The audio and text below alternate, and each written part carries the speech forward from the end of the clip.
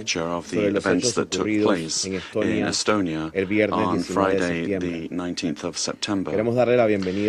We'd also like to welcome the ministers distinguishing us today with their presence at this meeting. Just a week ago, this council met to consider with concern the incursion of Russian drones into Polish airspace. Today, once again, we find ourselves addressing similar events, this time concerning the incursion of Russian combat aircraft into Estonian airspace. These incidents, so close together in time and of such threatening nature, illustrate a pattern of actions that could undermine regional stability, and they are a cause of concern for us all. Panama rejects any act of intimidation of one state against another. The violation of Estonian airspace cannot be seen as an isolated event, but rather as an act that threatens international peace and security, the very pillars upon which this Council rests. President, the world is going through particularly turbulent times where the proliferation of conflicts in all regions is directly and disproportionately affecting the civilian population and global stability. The accumulation of these intimidating incidents does not contribute in any way to peace or international stability. On the contrary, these events erode trust among states and create a climate of heightened tension and vulnerability for collective security, a situation that the world can no longer. El conflicto actual en Ucrania sigue sin resolverse y además amenaza con expandirse. We see that these acts are expanding. Activities in the region are showing this, despite the inconclusive results that have been achieved by efforts of the parties. We still hope that genuine dialogue and decisive diplomacy and commitment can put an end to this conflict. Let us use this space where today the highest authorities are gathered together to mark the 80th anniversary of the United Nations to resume efforts in the right direction. Panama calls for caution, and we reiterate once again the primacy of the principle of respect for the sovereignty and territorial integrity of states in full accordance with the purposes and principles enshrined in the United Nations Charter, to which we committed ourselves more than 30 years ago, 80 years ago. Only through strict adherence to these principles can peace, security, and peaceful coexistence among states be guaranteed. Thank you very much. I thank the representative of Panama for the statement. I now give the floor to the representative of Algeria. Thank you, Mr. President. At the outset, I would like to thank Mr. Miroslav Janka for his valuable briefing. I would also like to welcome the Foreign Minister of Estonia and all the honorable ministers participating in this meeting. Mr. President, we meet today following recent reports that Russian military aircraft flew into the airspace of the Republic of Estonia on September the 19th.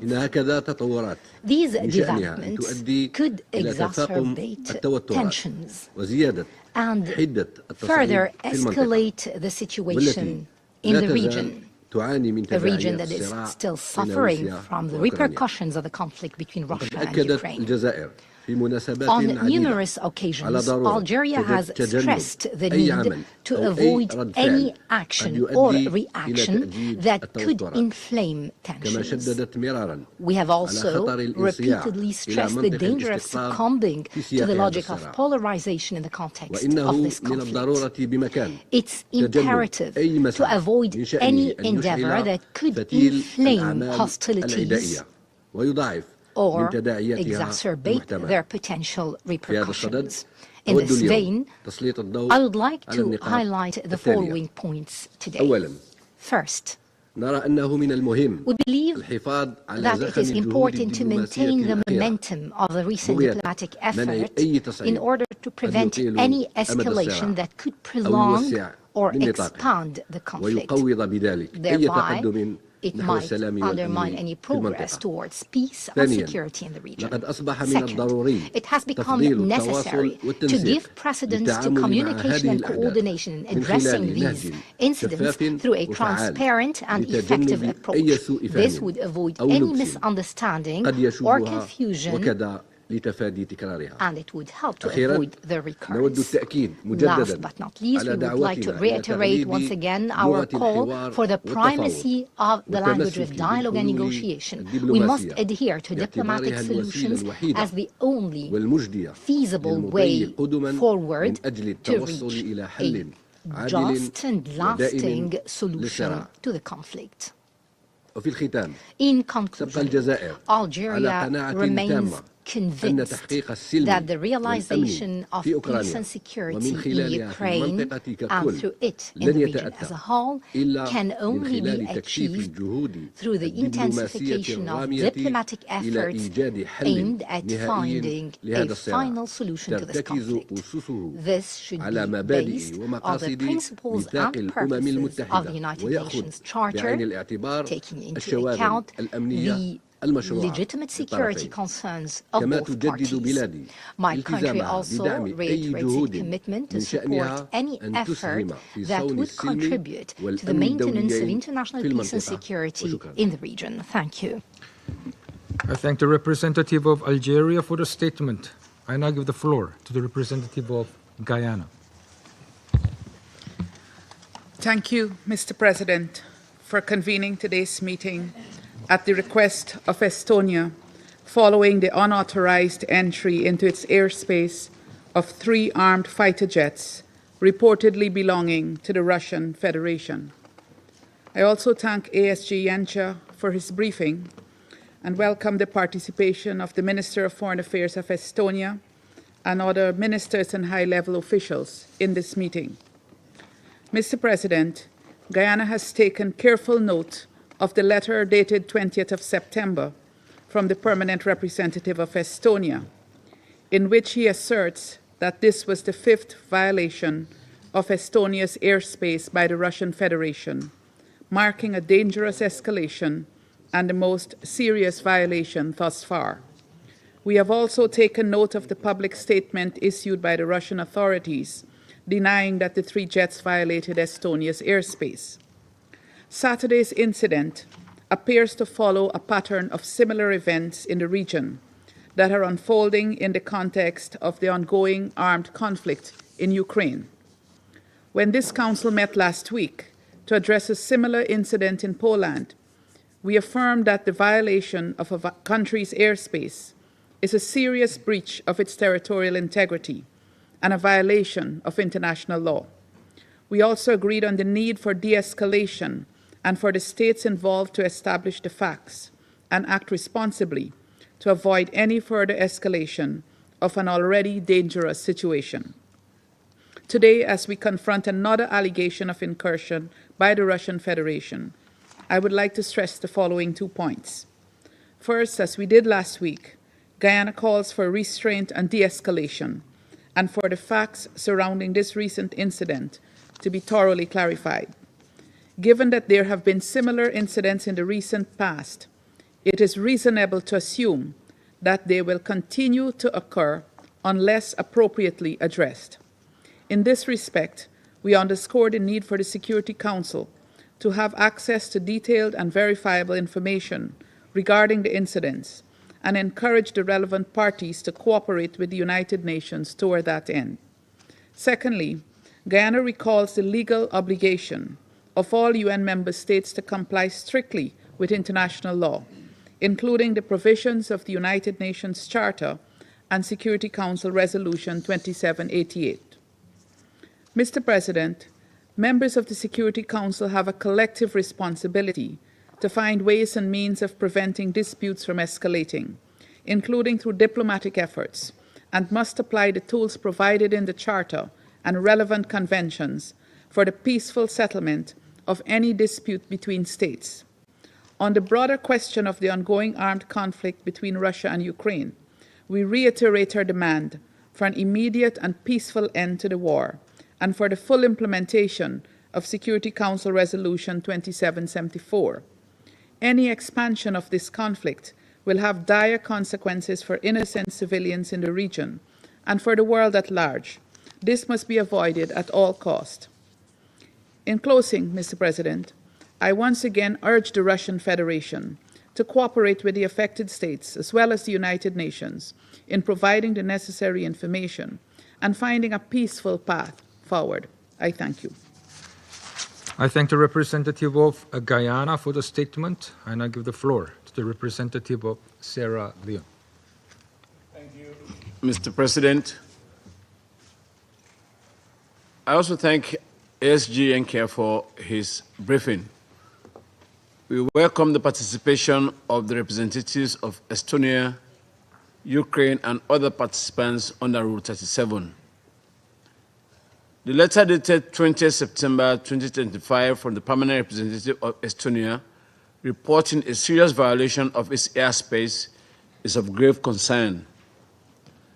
This report, viewed together with the earlier letter from the Permanent Representative of Poland on the Russian Federation's drones entering its airspace, similarly reflects an alarming pattern, increasing the risk of a regional conflagration with global consequences.